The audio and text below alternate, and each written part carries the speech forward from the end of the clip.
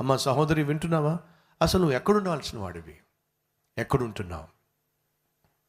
ఎవరితో ఉంటున్నావు? ఎవరి ఒడిలో పడుకునే ప్రయత్నం చేస్తున్నావు? ఎవరి గదిలో పడుకునే ప్రయత్నం చేస్తున్నావు? భార్యను విడిచిపెట్టి, భర్తను విడిచిపెట్టి, తల్లిని తండ్రిని విడిచిపెట్టి ఈరోజు నువ్వు చేస్తుంది ఏమిటి?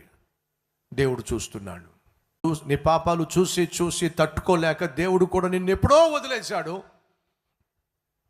అయినా నువ్వు అనుకుంటున్నావు నాకు దేవుడు తోడుగా ఉన్నాడు, దేవుడు నా ప్రార్థన ఆలకిస్తాడు, దేవుడు నా పక్షాన యుద్ధం చేస్తాడు, దేవుడు నా పక్షాన ఉండి నన్ను నడిపిస్తాడు, నాకు విజయాన్ని ఇస్తాడు, నాకు ఉద్యోగాన్ని ఇస్తాడు, నన్ను స్వస్థపరుస్తాడు. భ్రమలో జీవిస్తున్నావు. ఎప్పుడో దేవుడిని వదిలేసావు.